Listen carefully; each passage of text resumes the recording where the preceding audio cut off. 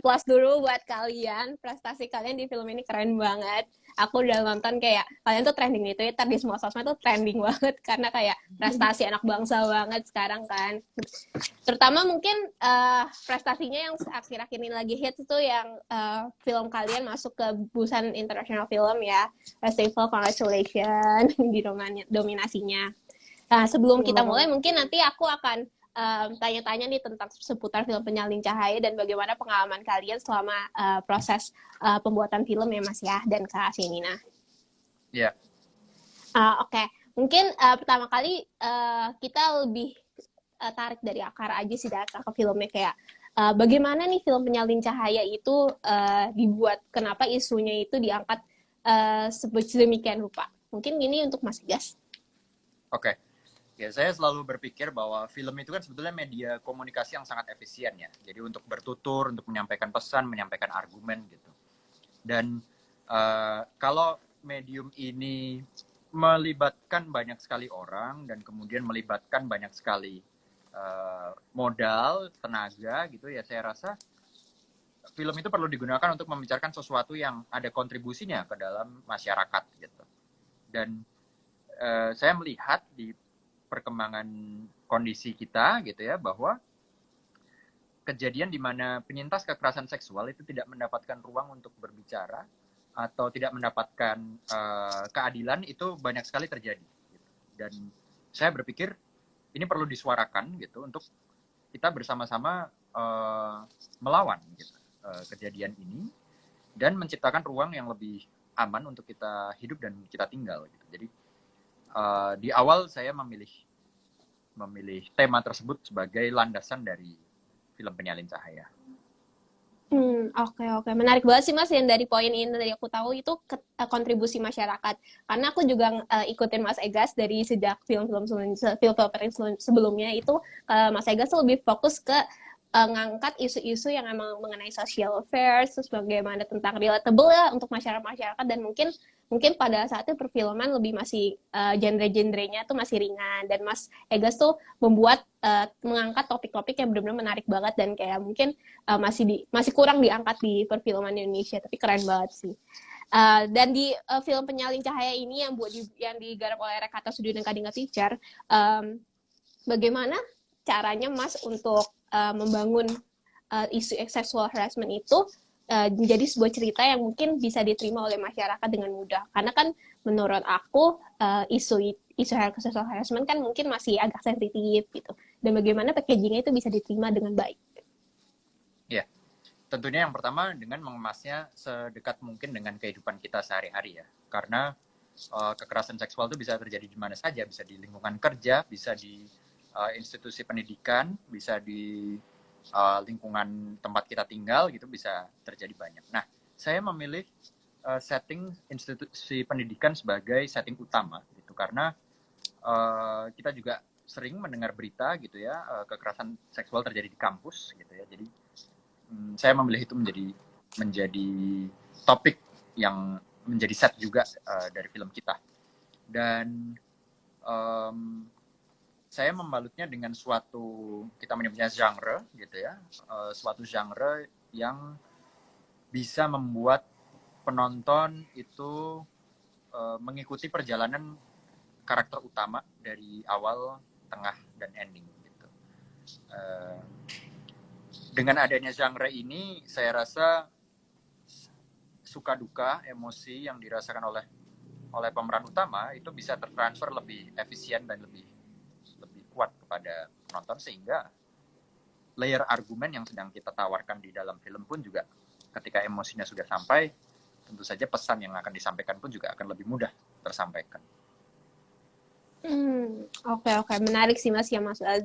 Jadi Mas, kalau aku nggak salah tangkap, Mas akan menekankan mengenai story flow-nya kali Mas ya. Mungkin lebih ringannya seperti itu. Oke. Sebenarnya aku juga penasaran sih dari film-film sebelumnya yang Mas garap, film-film pendek, dan apa bedanya yang sekarang dari yang dulu Mas? Mungkin yang kan pasti kan kalau aku lihat Mas itu selalu membuat terobosan baru gitu dengan isu-isu. Ya. Perbedaan utama adalah sebetulnya ini film saya pertama yang berbahasa Indonesia.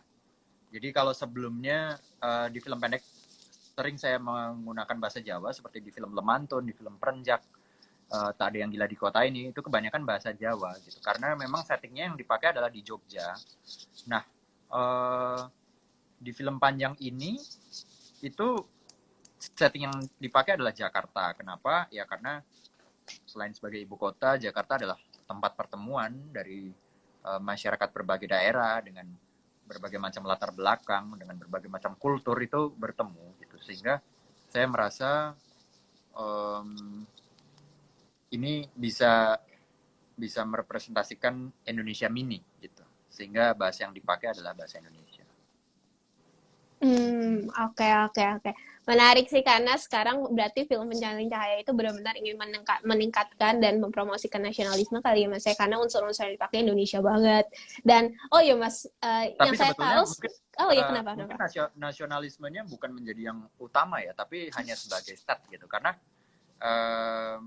lebih kepada sebetulnya kita mengkritisi kondisi yang terjadi pada bangsa kita sekarang gitu. Jadi tidak ditekankan itu sebagai yang nomor satu, tetapi sebagai latar atau sebagai set potret kondisi bangsa kita sekarang. Setuju banget sih Mas, kayak sekarang penting banget sih untuk menyuarakan pendapat, dan mungkin Mas Egas mempackagingnya dalam sebuah film dan yang gampang diterima dengan masyarakat. Semoga kayak filmnya bisa jadi inspirasi buat masyarakat dan terutama generasi muda ya Mas ya. Oh ya Mas, fun fact, aku juga dapat fact dari teman-teman kalau prokes dari pembuatan film itu dari filmnya Penyalin Cahaya itu ketat banget ya Mas ya. Boleh dong diceritakan bagaimana pembuatan film Penyalin Cahaya during pandemi sekarang kan? Saya kan sekarang kebanyakan sutradara kayak masih bingung bagaimana pembuatan film yang baik during pandemi dengan restriksi yang banyak banget. Ya, kita memulai syuting itu di bulan Januari dan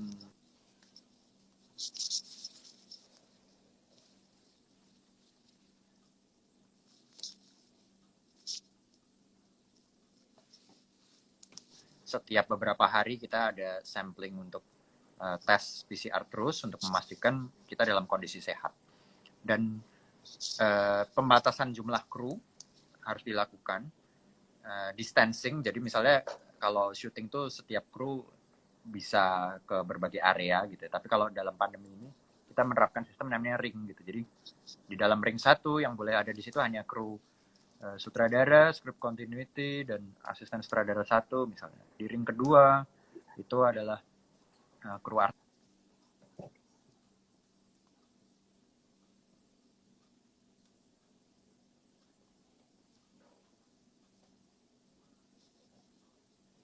Boleh di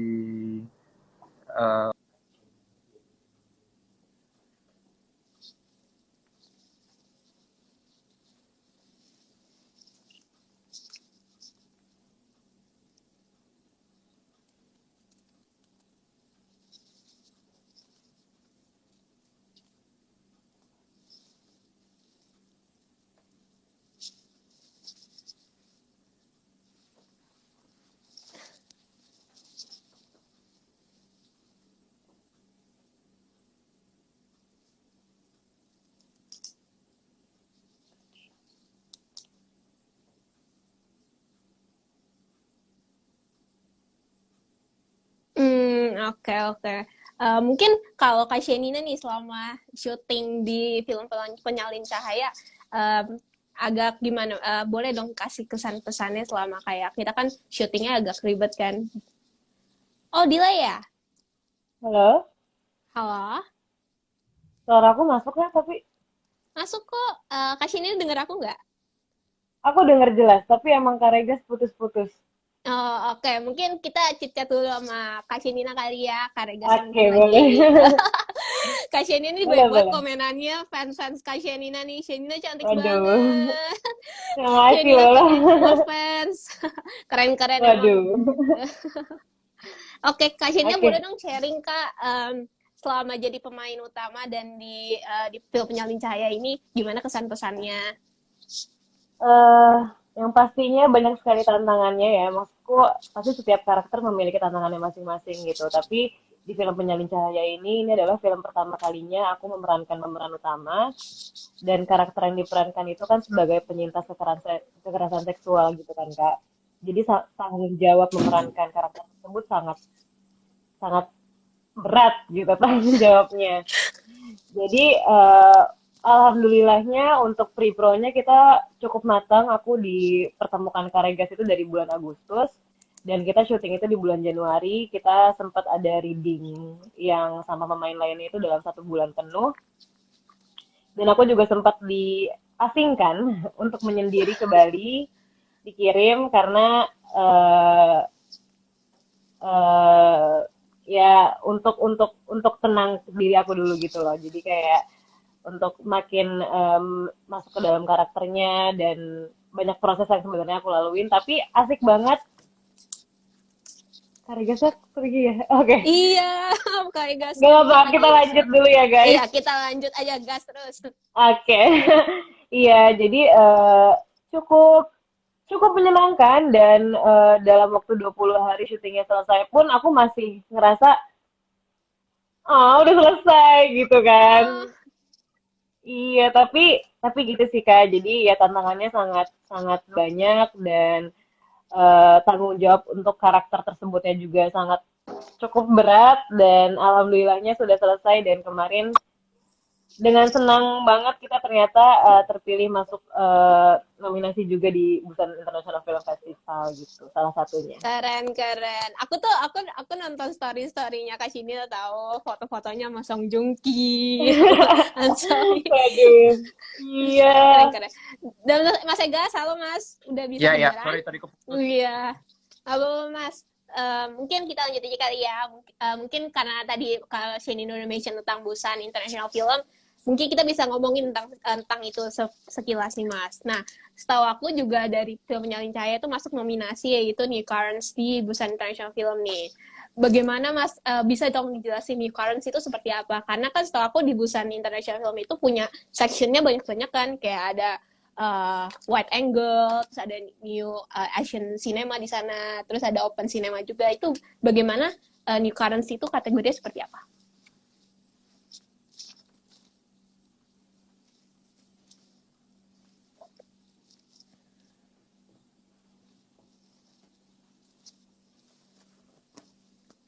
Yang diputarkan di festival tersebut tetapi tidak dikompetisikan gitu, hanya ditayangkan saja gitu. Atau ada program wide angle, yaitu khusus film-film pendek, itu dikompetisikan tetapi ya untuk kategori film pendek. Nah, kalau yang untuk kompetisi film panjang, kompetisinya bernama New Currents gitu. Jadi film panjang khususnya adalah film panjang pertama dan kedua dari sutradara tersebut, dan penghargaan tertingginya disebut New Currents Award. Jadi kemarin dalam satu section itu total ada 11 film panjang termasuk Penyalin Cahaya. Ada dari Iran, ada dari Cina, ada dari Jepang, ada dari Myanmar, ada dari Vietnam, ada dari Korea Selatan juga gitu. Jadi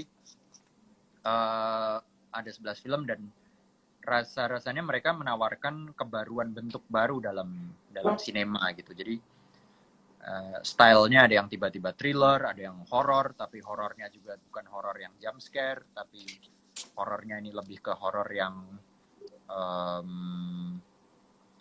horor akan masa lalu gitu, akan romansa masa lalu gitu. Ada yang satu film tuh isinya juga satu shot tanpa putus gitu, jadi seperti teater. Jadi berbagai macam sutradara ini itu menawarkan kebaruan bentuk gitu di dalam sinema gitu. Jadi selain kita berangkat ke sana tuh untuk festival, ya tentu saja untuk belajar gitu ya, untuk kita mendapat referensi dari sutradara dari negara lain, itu punya kebaruan inovasi apa gitu terhadap film. Oke. Dan apakah di Busan itu pas lagi di premiernya, apakah Mas Egas dan Kak Shinin itu ada waktu untuk diskusi dengan beberapa sutradara lainnya, atau ketemu aktor-aktor untuk kayak bincang-bincang kayak, wah keren nih filmnya, kayak saling tukar pikiran gitu? Ada nggak Mas kayak kesempatan untuk itu?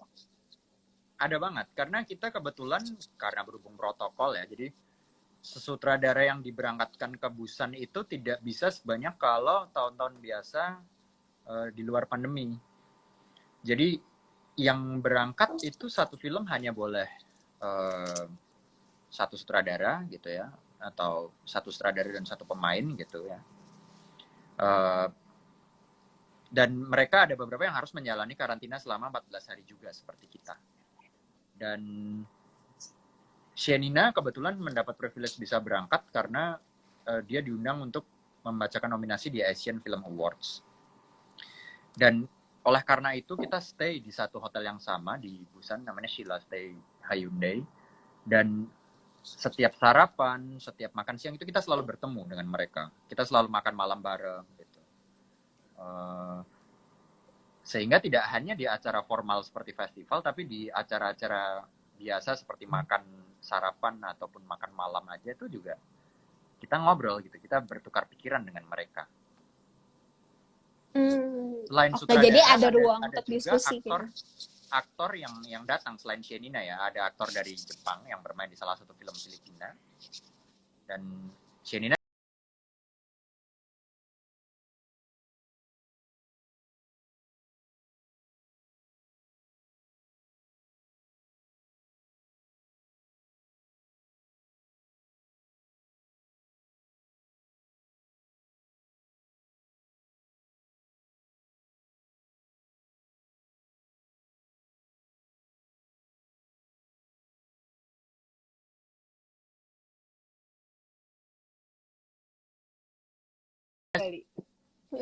Oke Mas, mungkin kalau di ngomongin prestasi di film Penyalin Cahaya, di Festival Film Indonesia juga film Penyalin Cahaya juga mendapat nominasi sebanyak 17 nominasi sebagai sutradara dan sebagai pemeran utama nih untuk Kak Shenia juga dan Mas Egas. Bagaimana reaksi Mas Egas dan Kak Shenia setelah mengenai capaian ini? siapa dulu? Shenina dulu? Mungkin Kak Shenia dulu kali ya. Oke. Ya balik lagi seperti yang aku bilang tadi, karena ini adalah film pertama aku menjadi pemeran utama di film panjang. Pas tahu akhirnya dapat nominasi sebanyak 17 nominasi di film pertama aku ini, aku ngerasa bersyukur banget, terus nggak nyangka juga, dan yang pastinya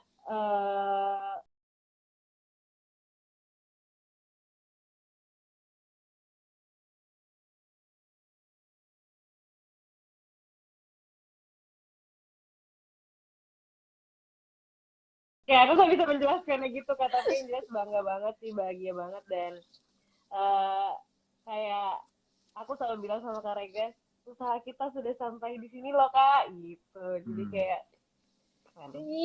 keren. Kalau Mas Egas gimana Mas? Kita waktu mendengar kabar itu kita masih di Busan, masih di dalam rangkaian festival, jadi kita ya nontonnya di laptop.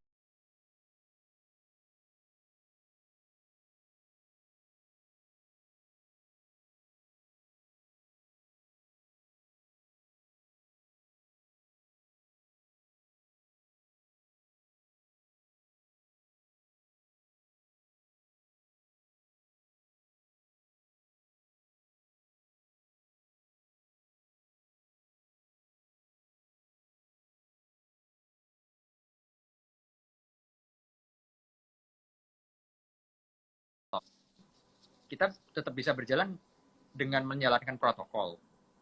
Tapi kan pertanyaannya adalah, kalau dengan protokol memang hasilnya bisa bagus, karena banyak sekali keterbatasan kan.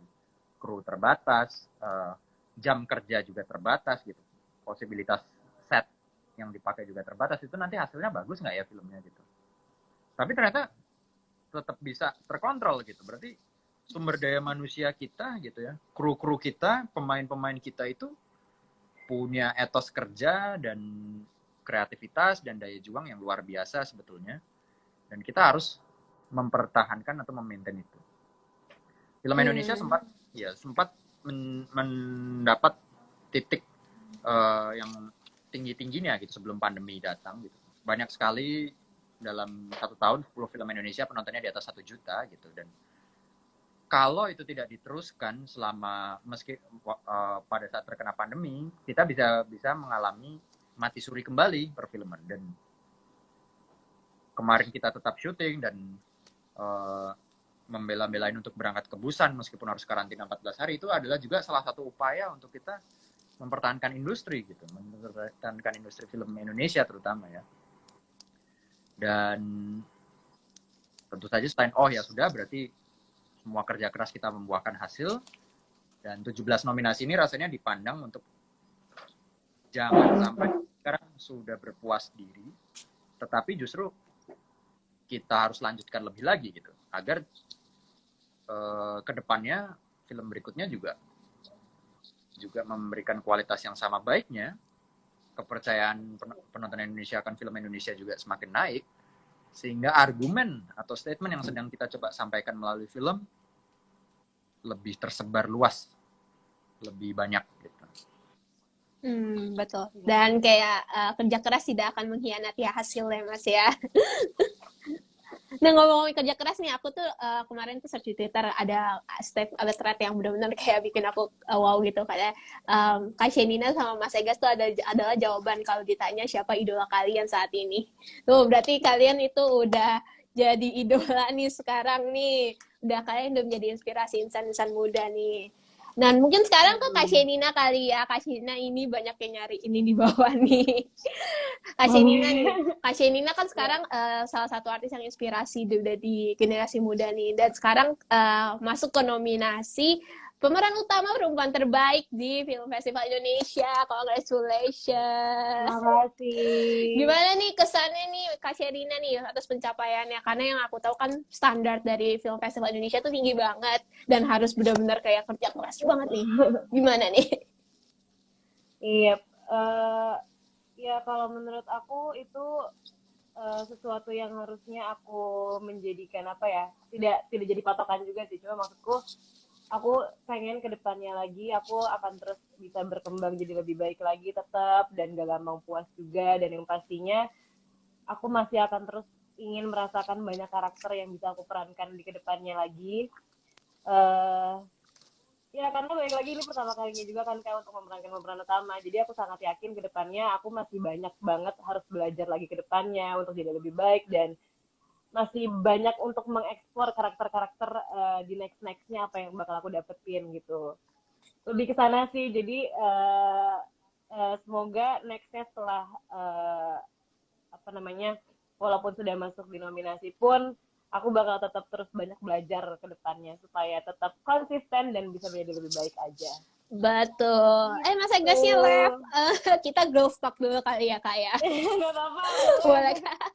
Iya benar sih Kak, juga aku lihat sekarang dunia perfilman tuh udah semakin berkembang dan artis-artisnya juga udah semakin bagus, termasuk Kak Shenina itu udah keren banget sih menurut aku, dengan bisa dapat kesempatan untuk hadir di Busan, masuk ke nominasi film festival, itu keren-keren apa lagi, aku aja bahkan kayak insecure gitu kalau ngeliat Kak Shenina prestasinya. Prestasinya. Kan lihat banyak banget yang sayang sama Kak Shenina tuh di komen-komennya. Terima kasih semuanya. Oh ya Kak, ngomongin Busan International Film ini, ada nggak nih pengalaman menarik dan berkesan di sana nih? Apalagi kalau dilihat dari story-story, dari vlognya menarik-menarik banget kan ya. Kayak apa ya, fans-fans drama Korea langsung kayak teriak-teriak kayak, oh Kak Shenina keren gitu. Ya yang pastinya yang jelas banyak banget pengalaman baru yang aku dapetin di sana, karena ini pertama kalinya aku ke film festival di internasional gitu kan Kak. Di sana banyak ketemu orang baru, dan di sana kita sharingnya hanya nggak cuma lingkup Indonesia aja gitu. Aku ketemu dari Jepang, dari Korea, dari banyak tempat gitu, dan kita ngobrolnya itu sangat luas gitu. Jadi apa yang biasanya kita nggak pernah obrol di Indonesia, aku baru bisa dapetin semuanya di sana gitu. Jadi banyak banget pelajaran yang aku dapetin. Ditambah lagi selama di sana kan kita nonton banyak film kan, kayak tadi Kak Rega sudah sebutin, kita nonton banyak film, kita ngobrol dengan sineas-sineas di sana, dan sampai aktivitas yang ada di sana pun aja itu nggak biasanya aku lakuin selama aku di Indonesia gitu. Jadi ya intinya banyak sekali belajar gimana sistemnya di sana, gimana sistemnya di Indonesia, kita saling sharing dan lain-lain. Jadi aku kayak seneng banget ada di sana dan bersyukur banget bisa sampai ke sana kemarin, dan untungnya walaupun kita tetap ngelewatin karantina 14 hari, menurut aku sangat terbayarkan semua proses-proses yang kita lewatin itu, karena pas sampai di sananya banyak sekali pelajaran aku dapetin, baik lagi lebih ke sana sih kan. Dan itu kan Jatuhnya experience yang nggak bisa diulang 2 kali gitu kan, maksudnya kayak betul banget. iya kan, kayak aku di sana udah dikasih kesempatan ke sana, aku harus menggunakannya dengan baik, dan alhamdulillahnya banyak sekali pelajaran aku dapetin selama di sana gitu sih. Kapan lagi ya belajar sama artis-artis yang udah berpengalaman, udah sutradara Iya, keren-keren nih.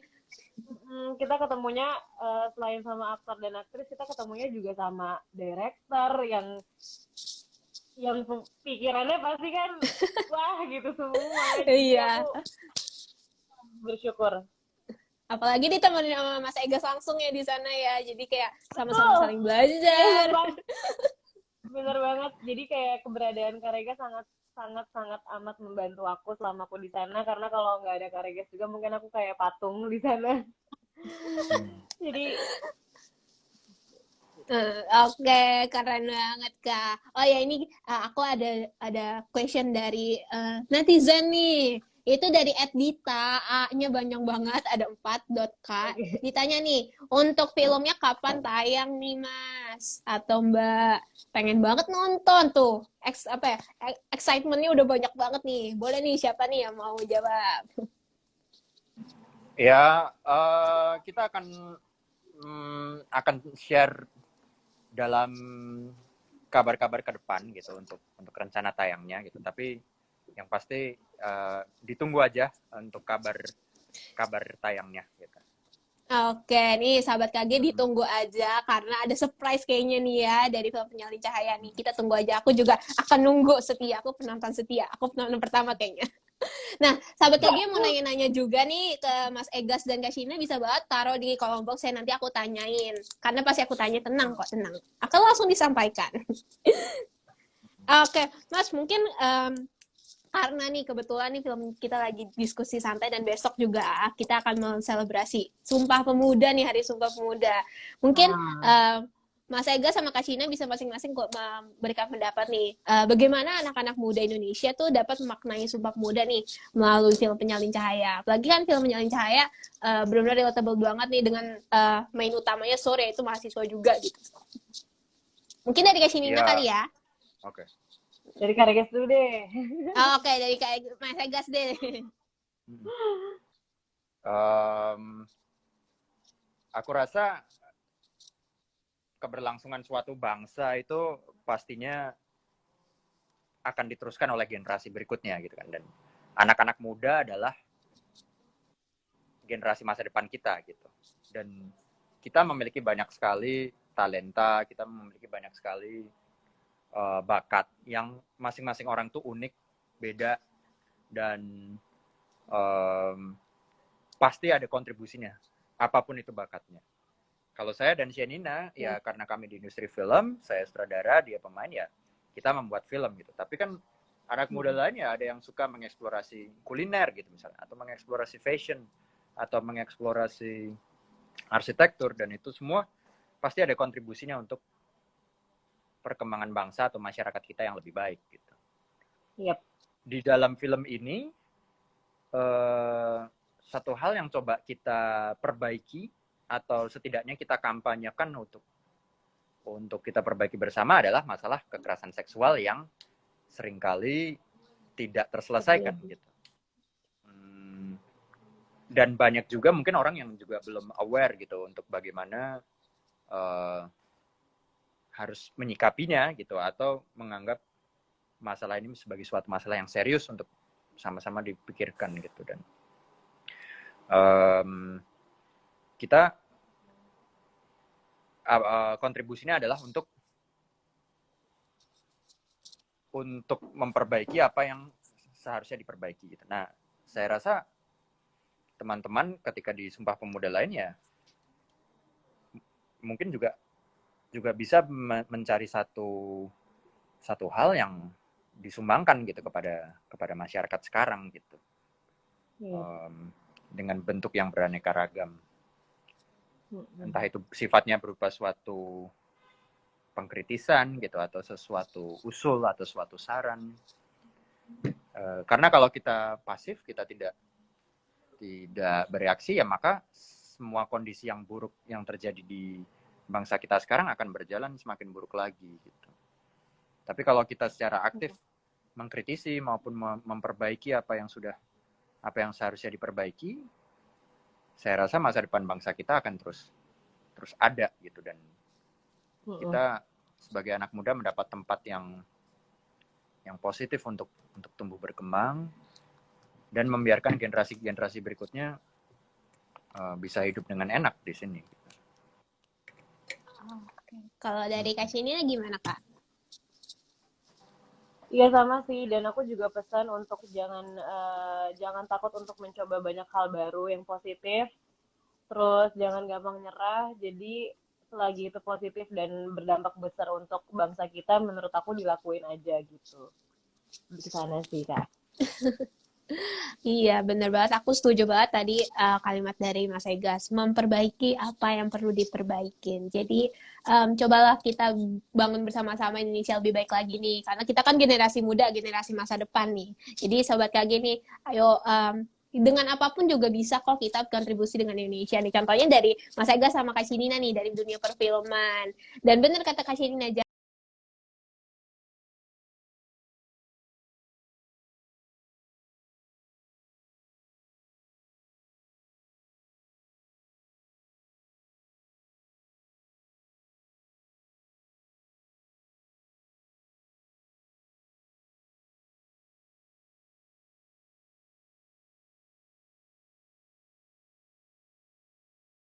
sebenarnya dari apa nih? Apakah mengangkat dari kegelisahan yang ada sekarang atau mungkin Mas terinspirasi misalnya lagi nonton apa gitu jadi terinspirasi, oh ini kayak bagus nih untuk diangkat, atau Mas ikut lagi apa ya, analisa sebuah paper atau baca buku gitu. Boleh dong Mas sharing, siapa tahu si Kalingga ini berniat untuk buat film juga nih, siapa tahu.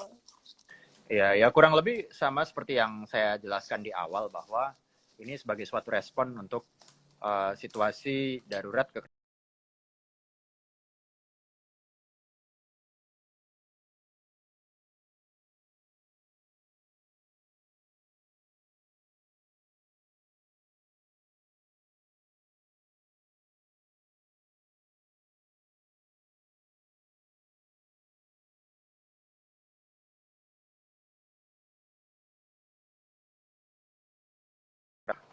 banyak gitu terjadi sekitar 4 tahun lalu, 5 tahun lalu, dan mungkin banyak sekali terjadi di tahun-tahun sebelumnya, tapi para penyintas memutuskan untuk diam gitu.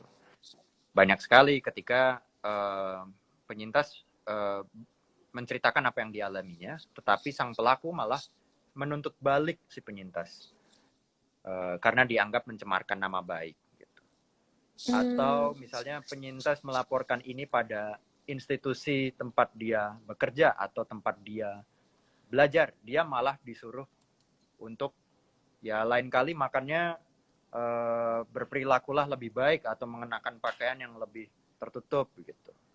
Atau malah dia diminta untuk melakukan rekonsiliasi dengan pelaku gitu, disuruh menyelesaikan secara kekeluargaan dengan baik-baik, dengan damai gitu, dan tidak dilanjutkan ke dalam proses yang lebih serius. Jadi banyak sekali hal-hal ini saya kumpulkan gitu, saya kompilasikan dan saya formulasikan dalam satu bentuk skenario gitu. Bahwa ketidakadilan itu masih sangat terjadi dalam kasus kekerasan seksual. Jadi itulah satu inspirasi utamanya. Jadi berdasarkan data, berdasarkan pengalaman di sekitar gitu ya, berdasarkan cerita-cerita, namun dibalut dengan satu genre atau gaya bertutur yang setidaknya penonton itu lebih mudah mencerna. Gitu. Oke, kalau aku mau rangkum berarti penelitiannya kualitatif dan kuantitatif kali ya. Jadi kayak lengkap gitu loh semua sudut. Nah mungkin kalau dari Kak Shinina gimana Kak, sebagai pemain utama kan Kakak yang akan memerankan seorang Surkan yang benar-benar harus menghayati story flow-nya seperti apa. Menurut Kakak itu dalam story flow itu eh, menurut kakak ada nggak fenomena-fenomena tertentu yang mungkin kakak merasa kayak aduh ini perlu banget dibahas nih, dan yang nge-encourage Kak Shenina untuk kayak oke, aku bakal peranin ini peran.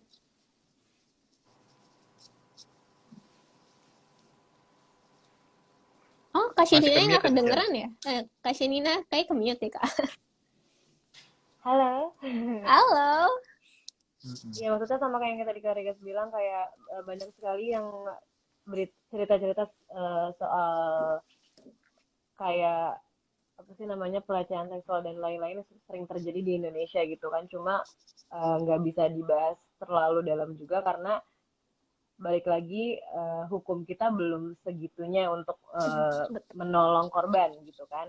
Jadi di saat aku Ya. tahu ceritanya tentang yang Karegas buat itu tentang ini, tentang kekerasan seksual ini dan cara apa sih, apa aja sih yang dilewati oleh penyintas, apa aja sih trauma-trauma yang bakal selalu diingat sama penyintas dan itulah yang akan terus ada gitu. Maksudku kayak mungkin orang-orang di luar sana nggak akan ngerti apa yang dirasakan oleh korban gitu kan sampai akhirnya mereka nggak bisa gimana gimana karena mereka nggak paham apa yang dirasain jadi mereka cuma bisa menjudge dan lain-lain gitu kan. Hmm.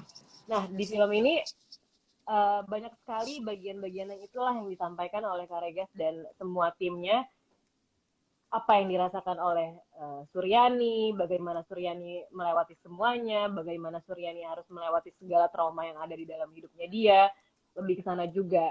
Dan menurutku itu sangat sangat harus sangat harus dilihat sama orang luar yang mungkin selama ini mereka nggak tahu apa sih yang selalu ngejudge tadi lah yang aku bilang gitu loh kak kayak saking mereka nggak tahu dan nggak pahamnya apa yang dirasakan apa yang dilewati oleh penyintas ini lah mereka jadinya kayak ya lah lo cuma gini doang ya lah gini gini gini gini gini padahal mereka nggak tahu apa dampaknya untuk diri uh, korban tersebut gitu dan aku pengen nanti semua yang nonton paham akan itu dan paham akan pesan yang nanti bakal kita sampaikan lewat film ini gitu. Hmm. Oke, oke. Jadi mungkin ekspektasinya biar gimana ya, raising awareness tentang sexual harassment Ya kali ya di betul banget. Indonesia. Hmm. Nah, Ya sahabat Kak seperti ini justru kemarin apa waktu diskusi di Busan gitu, pertanyaan-pertanyaan dari para penonton juga sama gitu bahwa di Korea itu mereka juga mengalami situasi yang sama gitu. Atau dia menyebutnya dalam yang universal ya Me Too movement gitu ya. Makanya banyak pertanyaan dari penonton kalau pergerakan di Indonesia untuk melawan kekerasan seksual bagaimana gitu karena Korea Ya, juga mengalami struggle yang sama gitu hmm, mengenai pelecehan gitu mengenai ada kamera tersembunyi di toilet gitu atau toilet.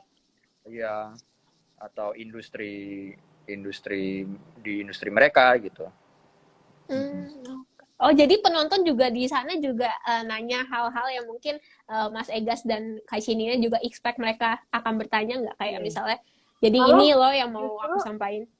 Gimana gimana Pak? ya, malah justru setelah kita kemarin screening di Korea itu ya Kak, pertanyaan-pertanyaan yang mereka kasih itu bukan pertanyaan-pertanyaan simpel yang mungkin kita sering dapetin sebelum-sebelumnya gitu Kak.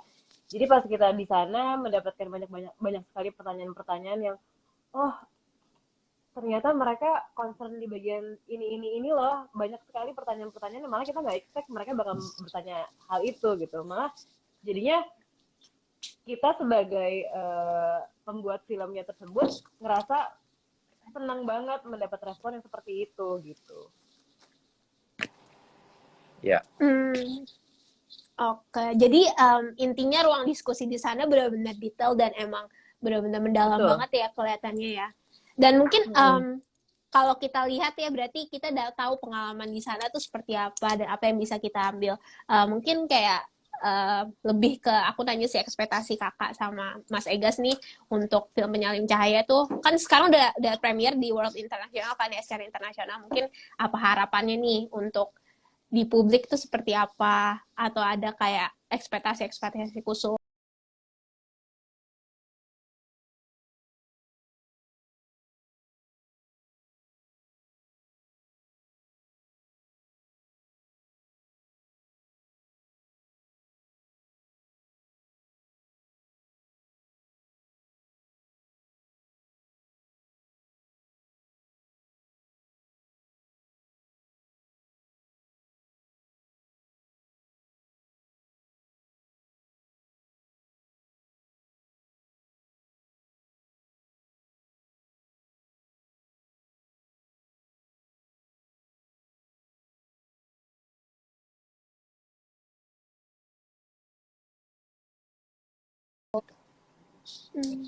Oke, oke. Bener-bener banget sih. Apalagi sekarang kita kan sedang menuju generasi emas ya. Boleh apa, harus banget sih untuk ngebahas isu-isu yang mungkin dianggap tabu di Iya. masyarakat dan tapi penting untuk dibahas. Karena sekarang bener-bener yang aku lihat dari social condition kayak banyak banget generasi-generasi muda tuh yang masih takut untuk speak up mengenai isu-isu yang harus disikapin gitu. Dan mungkin aku berharap juga melalui ini bisa to speak up mengenai sexual harassment karena ini penting banget dan salah satu faktor yang diperbincangkan juga di masyarakat. Oke, nah sahabat Iya. KG juga nih kalau mau nanya-nanya, aku ulangin ya, bisa di chat box, nanti ada spesial hadiah nih untuk yang penanya paling keren. Oh ya, ini juga ada pertanyaan dari Diral. Ini untuk Mas Egas, bagaimana awal mula Mas Egas bisa milih Kak Shenina nih dari seluruh artis untuk menjadi peran Sur? Karena kan peran Sur ini benar-benar mungkin eksklusif dan spesial untuk Mas Egas di dalam story slow ini. Iya. Dulu ketika saya menulis skenario ini saya tidak memiliki gambaran gitu ya siapa yang akan memerankan Sur gitu. Saya hanya mengerti bahwa karakter ini adalah karakter yang gigih, karakter yang kuat, karakter yang tidak mudah menyerah dan dia berani berbicara kalau ada sesuatu yang dia rasa tidak benar atau tidak adil untuk dirinya maupun orang-orang di sekelilingnya. Lalu saya menceritakan skenario ini pada Hannah Al-Rashid, aktor Indonesia juga. Dan Hannah waktu itu ingin mengenalkan saya dengan Shenina. Karena Hannah waktu itu bermain bersama Shenina dalam film Ratu Ilmu Hitam. Lalu di arrange lah satu momen gitu, saya, Hannah dan Shenina ketemu di satu kafe di Kemang gitu ya. Dan ngobrol. Dan di situ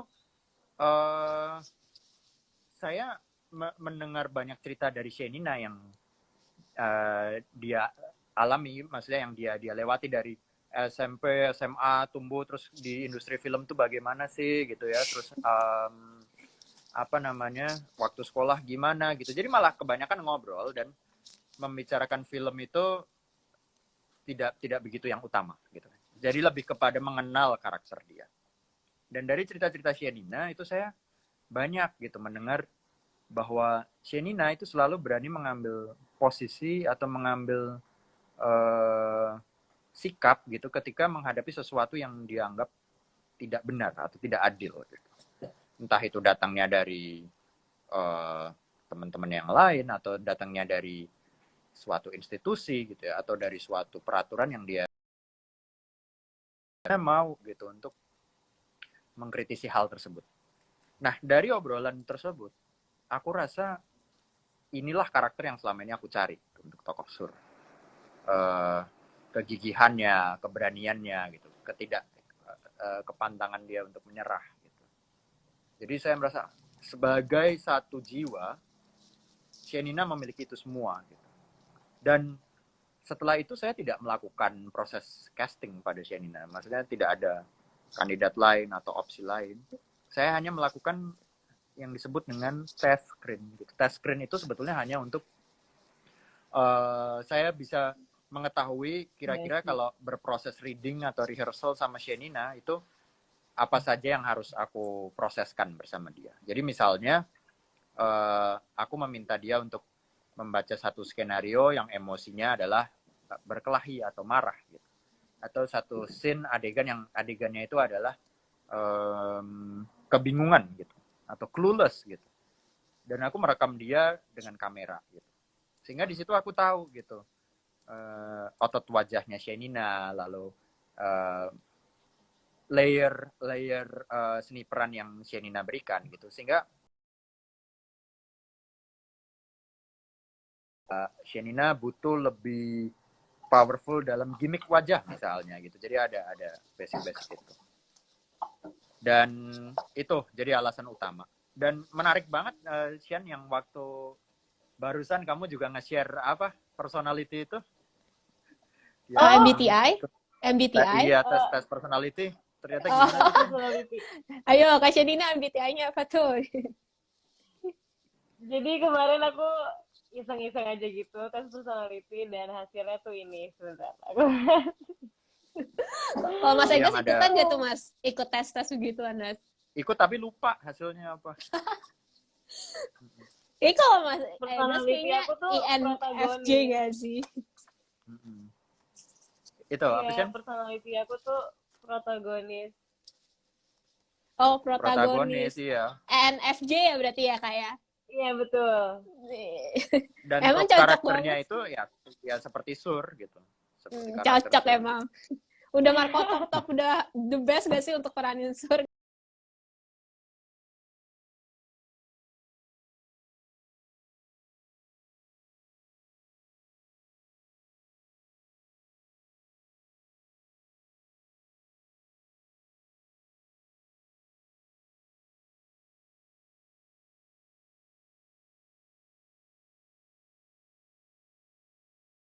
Filman atau di sektor lain, apa harapannya kira-kira untuk kedepannya? Terutama kan besok kita akan selebrasi Sumpah Pemuda kan, siapa tahu ini bisa jadi ajang untuk speak up dan transformasi juga untuk anak muda.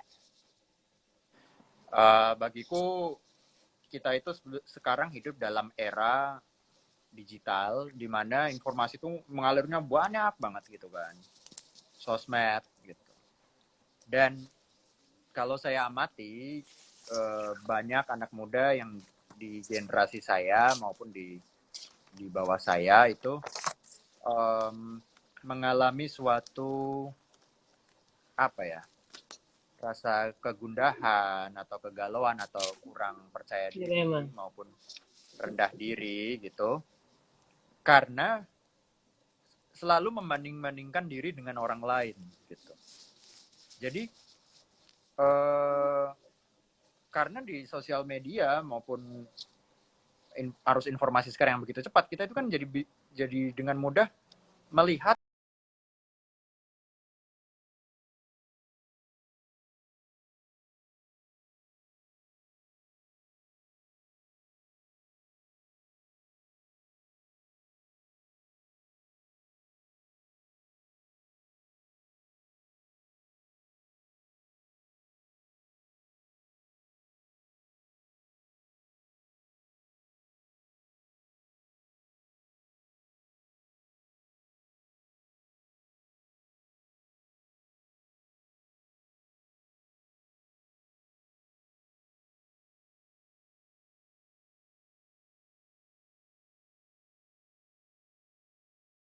tidak bisa diseragamkan dengan yang lain. Setiap orang unik, setiap orang memiliki feeling apapun itu valid, dan dengan kita percaya pada diri kita sendiri dan proses yang akan kita lalui, saya rasa kita akan bisa mencapai apa yang kita tuju, dan lebih besar dari itu, kita bisa berkontribusi lebih pada masyarakat.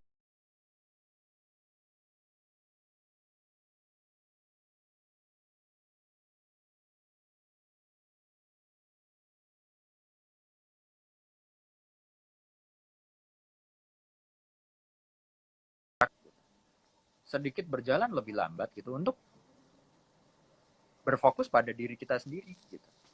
Jadi kalau biasanya pesan-pesan yang selalu muncul dalam Sumpah Pemuda atau hari yang untuk lebih menyemangati gitu ya, selalu yang be produktif atau be 30 under 30 gitu atau be successful. Aku mungkin malah nggak ke arah situ ya, tapi lebih kepada mempercayai setiap proses, mempercayai setiap keputusan yang kita ambil, mendengarkan kata hati kita, dan menikmati proses dan yakinlah bahwa semua yang kita jalani sekarang akan berujung pada suatu hasil yang indah gitu. Kalau kita menjalani dengan bahagia gitu.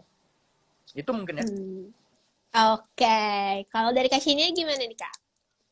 Aduh, sama banget, dan aku sangat setuju dengan omongan Kak Regas barusan gitu. Maksudnya pasti akan banyak ada masukan-masukan dari orang-orang di sekitar kita gitu. Tapi balik lagi semuanya keputusan ada di tangan kita sendiri gitu. Apa yang kita melakukan ke depannya, bagaimana proses kita terhadap apa yang kita pengen lakukan itu pun balik lagi ke diri kita sendiri gitu kan. Jadi intinya jangan terlalu banyak berpengaruh dari omongan orang, mungkin lebih ke sana juga. Terus kalaupun nanti ada omongan orang yang baik, oke, masih bisa diikutin. Tapi kalau menurut kalian sudah tidak sesuai dengan cara kalian berproses, jangan dilakuin gitu. Terus jangan pantang menyerah, terus juga jangan cepet puas. Balik lagi banyak cobain hal baru karena masih muda. Aku selalu ngomong kayak gini ke Betul. siapapun itu. Masih muda, Di saat eksplor kita, apapun di itu. saat kita masih muda, eksplor apapun itu yang positif dan kalian pasti tahu dampaknya apa buat diri kalian sendiri dan sekitar kalian. Dan ya banget tadi proses itu kan pasti akan membuahkan hasil yang gak mungkin bikin kalian juga tiba-tiba ngedown gitu. Maksud aku nikmatin aja prosesnya. Jadi Hmm. lebih ke sana. Ikutin kata hati Jadi, guys. betul, ikutin kata hati dan ingat kita tuh semua punya tempo masing-masing. Kita berproses bareng-bareng juga. Kita harus jangan selama berproses juga harus saling bahagia juga. Oke. Dan mungkin ya, aku konklusi aja ya sekarang itu apa aja tadi kita udah bahas nih. Tadi kita udah bahas nih mengenai film Penyalin Cahaya itu gimana, pengalaman Kak Cina dan Mas Egas di BIF itu seperti gimana, dan nominasi di Film Festival Indonesia. Itu keren-keren banget, dan juga Mas Egas dan Kak Cina juga selalu memaparkan ekspektasinya untuk anak muda di Indonesia, dan ekspektasinya juga untuk film Penyalin Cahaya gak bisa diterima. Oke. Nah, sebelumnya aku mau umumin pemenang nih, questionnya siapa aja. Jadi pemenang yang tadi tuh di Q&A itu @diral dan @dita.k. Selamat. Nanti kontak di DM Kompas Gramedia ya, bilang kalau kalian yang menang. Nanti kita akan kirim merchandise. Selamat. Oke, selamat. Keren. Oke, sebelumnya aku mau ngucapin ke Mas Egas dan ke Shenina, terima kasih juga udah datang, udah diskusi-diskusi santai dengan kita dan sahabat KG. Walaupun kalian sibuk banget deh. Sukses terus untuk proyek-proyek selanjutnya. Aku udah menantiin premier film Penyalin Cahaya atau fotokopier di Indonesia. Karena aku pasti akan nonton dan aku udah mention ke IG. Nanti aku bikin IG story kali ya, biar kelihatan. Oke, dan terima kasih juga untuk sahabat KG yang udah gabung di Bincang KG, film dengan judulnya Film Penyalin Cahaya juga. Jangan lupa untuk follow Kompas Gramedia, Rekata Studio, dan IG Kak Shenina dan ke Mas Egas juga. Oke, tetap jaga kesehatan semuanya, patuhi protokol kesehatan juga, karena kan dengan COVID-19 dimanapun pasti ada, jadi tetap social distancing dan jaga kesehatan. Dan Mas Egas sama Kak Shenina juga jaga kesehatan ya, karena kan kalian sibuk dan kontak banyak orang.